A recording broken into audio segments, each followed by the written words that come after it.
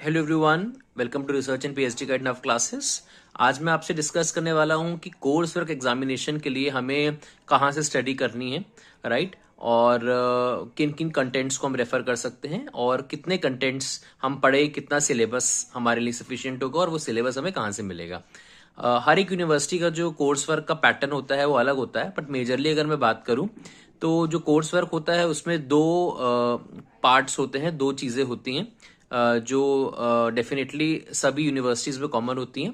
The first one is the research methodology and the second one is your subject specific syllabus, right? जैसे अगर मैं बात करूं commerce का, तो कॉमर्स में जो 10 यूनिट्स नेट के सिलेबस में दी हैं, that will be the part of your course work examination for subject specific, that is commerce, right? Commerce के लिए वो 10 यूनिट जो नेट के सिलेबस में दी, that is sufficient.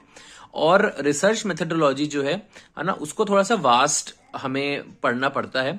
So I can not से कि सिर्फ जो पेपर 1 में हमारे पास जो रिसर्च एप्टीट्यूड है, जो कि यूनिट 2 है पेपर 1 का, दैट इज सफिशिएंट। बट आपके कोर्स ऑफ एग्जामिनेशन में रिसर्च मेथोडोलॉजी में स्टैटिस्टिक्स भी आती है।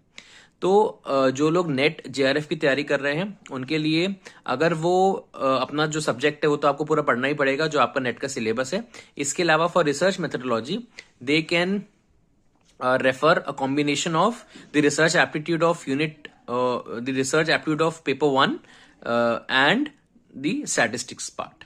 तो इन दोनों को अगर आप कवर कर लेते हो, जैसे कि अगर मैं बात करूं तो कॉमर्स में भी स्टैटिस्टिक्स है एक यूनिट, राइट? कॉमर्स का जो सिलेबस है, तो उतना स्टैटिस्टिक्स आपने पढ़ लिया और आपने पेपर 1 का रिसर्च एप्टीट्यूड पढ़ लिया, वो भी सफिशिएंट है। क्योंकि क्या है, कोर्स और एग्जामिनेशन में थोड़ा प्रैक्टिकल साइड ज्यादा होता है, राइट? प्रैक्टिकलिटी पे बात की जाती है, कुछ न्यूमेरिकल्स भी आते हैं, किस तरीके से आप सैंपल साइज निकाल रहे हो, या मीन निकाल रहे हो, या मीडियन निकाल रहे हो, या रिग्रेशन निकाल रहे हो, कोरिलेशन निकाल रहे हो, है ना? ये सब चीजें भी आ जाती हैं।